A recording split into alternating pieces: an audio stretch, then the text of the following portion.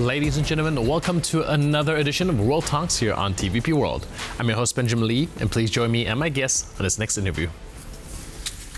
The war in Ukraine continues with persistent Russian attacks, including a recent missile strike on Kryvyi Rih that caused significant civilian casualties and infrastructure damage. Meanwhile, allegations of sabotage operations involving Parcel bombs and coordinated cyber attacks by pro-Russian and pro-Palestinian groups have raised concerns about the hybrid warfare. Despite U.S.-backed attempts at reviving peace talks, Moscow remains resistant to unconditional ceasefires. Joining us today on TVP World to break down these developments is Mr. Mark Toth, a U.S.-based policy analyst specializing in international security, hybrid warfare, and geopolitical strategy. Mr. Toth's insights are widely respected for their depth and clarity, making him a valuable voice in understanding the complexity of this ongoing conflict. Hello, sir, and welcome to TVP World. Benjamin, great to see you again. Thank you. So we're still trying to observe the war in Ukraine, and I think at this point, this farce of Russia wanting peace is pretty much dispelled, with Russia still not giving any inch when it comes to the ceasefire proposal. Where do you see the trajectory of this war going? Benjamin, you're right to call it a farce, because that's what it is. The trajectory is that we're still seeing an attempt by the Trump administration to hold negotiations. You just had Kirill Dmitriev, the head of the Russian Sovereign Fund in Washington last week, to meet yet again with Steve Witkoff. But these are two business kind of guys. They're still looking at this from an economic standpoint, and partially that meeting was likely ahead of these sanctions that came out in the last couple of days. But in terms of the war itself, it's very clear that there are two things about the ceasefire. Putin are the two limited ceasefires, if you will, in terms of the attacks coming from the Black Sea, as well as on Russian energy infrastructure. That Putin has no intention of following through on those or agreeing to those. And the second part of that is he's using those actually to try, in terms of Ukraine standing down, he's using those two limited ceasefires is to get a advantage on the battlefield for his own military. So it's a farce all the way around. In terms of where the war is at, until we move off this trajectory, that this is somehow a new economic negotiation, and get the military men back in the room, meaning a General Kellogg or a General Petraeus or a General Ben Hodges, we're not going to see much happening here, save that you're going to see this creeping stalemate continue. And then I think what we're looking at in the short term, either in the spring or in the summer, is a renewed multi-front Russian offensive that probably will start to take place in the Sumy and Kharkiv regions. All right. Where do you assess the Trump administration is at this point when it comes to their understanding of the war in Ukraine? On one hand, it does seem like they are increasingly kind of aware of the fact that Russia doesn't really want a ceasefire, but also only using it to their advantage. But on the other, when it comes to messaging, the Trump administration, especially Donald Trump himself, still says that he believes Putin wants peace. Is it just another one of his negotiation tactics, or do you think that generally there's a little bit of a gap in understanding of the situation? Benjamin, great question. I really think it comes down to Team Trump, if you will, doesn't yet get it that their approach is not going to work. Putin has seen through it. He's not going to buy into it. He's certainly going to exploit it.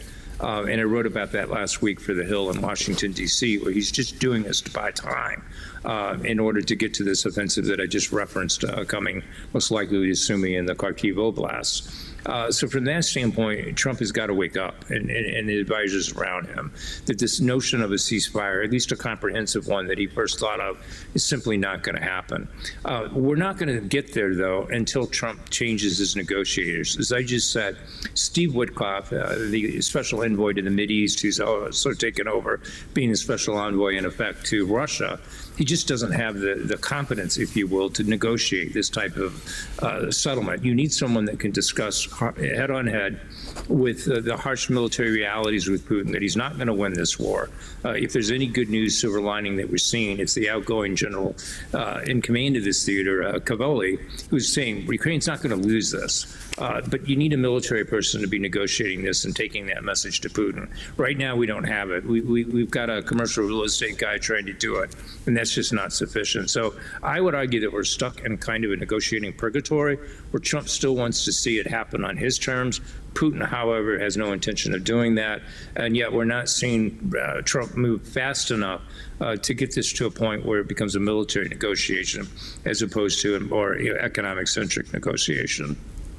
Right, and there's also a little bit of complexity here that I'm hoping you can help us break down, because it does seem like the U.S. and the EU are taking sort of a more adversarial position now with all this tariff going on. But it is still very important for EU to advocate for Ukraine's interests. Going forward, because we spoke a lot about how the Trump team is going to handle this, but are there any ways that European allies can, well, have any input when it comes to helping Ukraine reach the ceasefire that it really very much needs? Benjamin, another great question. It's essential that Europe at this point, and I mean the EU, especially in the remaining month and a half or so here, that Poland is chairing it, or in the presidency, for them to take that kind of leadership. Because for better or for worse, and I think worse personally, Trump has in effect created this metaphorical world war, trade war against allies and foes alike, and that's going to have him and his team, Marco Rubio and others, sidetracked trying to figure out how to get out of this, how to extricate this disastrous thing that's not only hurting the U.S. economy, but our allies in Europe as well.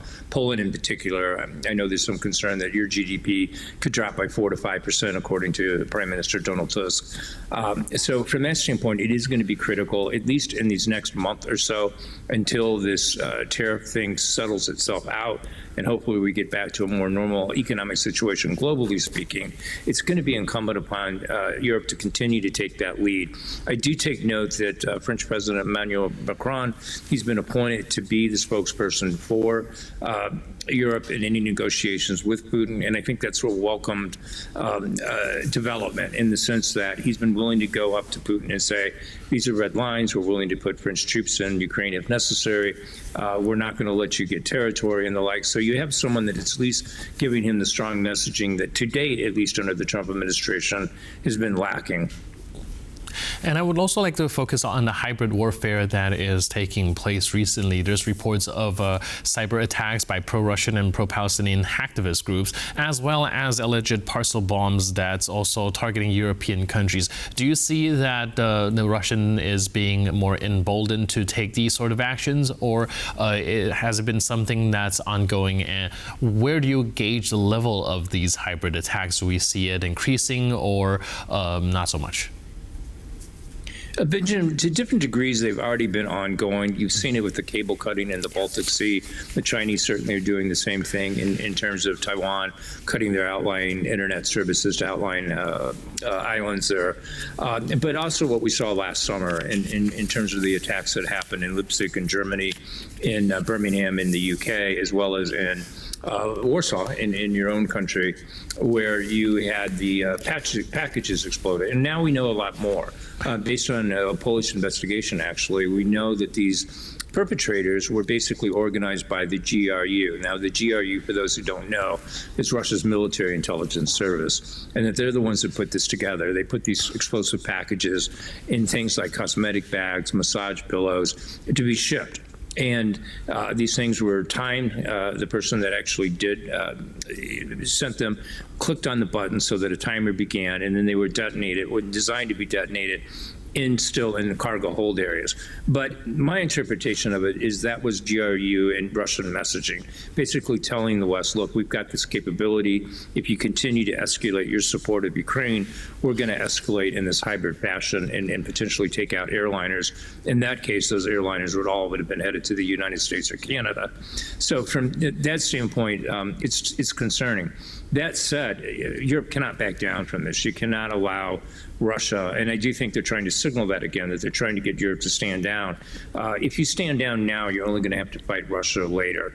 The obvious choice for Europe at this point is to do everything in its power to backstop Ukraine in its fight against Russia, to continue to make the arguments to Washington that Washington should be giving Ukraine all the help it needs as well, because I believe they're going to have to kinetically bring Putin to the negotiating table. Sanctions aren't going to work. The appeasement approach that Trump has taken to date isn't going to work. It's going to take losses on the battlefield before Putin is ready to negotiate. And the hybrid hybrid warfare, it's just his calling card. It's his way of saying we can hurt you in different ways. Europe needs to continue to prepare for that, but not allow that to distract Europe from its ultimate goal, which is to make sure that Ukraine wins, because if Ukraine wins, Europe wins. All right. It does seem like these hybrid warfare has been taking place very early since the beginning of the war. With all this intensification of these actions taken by Russia, do you think that ultimately we might see a world where it actually shapes some of the geopolitical landscape of Eastern Europe and the way we function these countries? Yeah, it could. As we saw on 9/11, when you have asymmetrical warfare introduced, it can have far-reaching ramifications. Air travel to this day in the U.S. is vastly different. The security levels that are required to get on the plane, liquids and the likes, body searches, et cetera, have all changed dramatically from what they were back in 2001. And certainly, if Europe finds itself increasingly under attack by these hybrid attacks, whether it's airliners being blown up or oil and energy infrastructure being torched, and we're starting to see some of that happening in Ukraine itself, where criminal elements in Ukraine are being paid by Russians to destroy these. Again, as an aside, that's in a violation of the ceasefire. Russia may be arguing, look, we're not trying to target them, but they're going about it a separate way through a hybrid warfare approach. It's going to get worse. And so from that standpoint, yes, Europe needs to be prepared for it. Society needs to be prepared for it. You're going to have to become more vigilant. But I would also argue that part of this hybrid warfare is defending Europe from the skies, because as we've seen in the battlefields in Ukraine, the drones have been a key part of how Russia's been able to take the war to Ukraine, and Ukraine's been able to take it back to them. And it was disappointing to see that the Lithuanian initiative for the drones was denied in terms of funding to just create this, in effect, drone wall that would have protected the Baltic states and, by extension, Poland. You need to be thinking that way in terms of protecting against hybrid warfare. It's not just sabotage. It's not just bribing politicians. It's not just trying to affect disinformation and electoral campaigns. It's also potential kinetic things along your borders. It's the same thing, the hybrid warfare, the weaponization of migrants that you've seen recently into Poland. I know you had 300 or so attempts overnight just a couple of days ago. All of those things are combined, are messaging coming from Russia that we're going to try to take the war to you in these asymmetric ways. Right, so it does seem like it's something that we'll have to keep an eye out on. In the meantime, thank you so much for your input and insight. Really appreciate it. And thanks again for being with us on TVP World. Always a pleasure, Benjamin. Thank you. Thanks so much. And thank you for tuning into this edition of World Talks. But for more news, update, and commentary, please stay tuned to TVP World.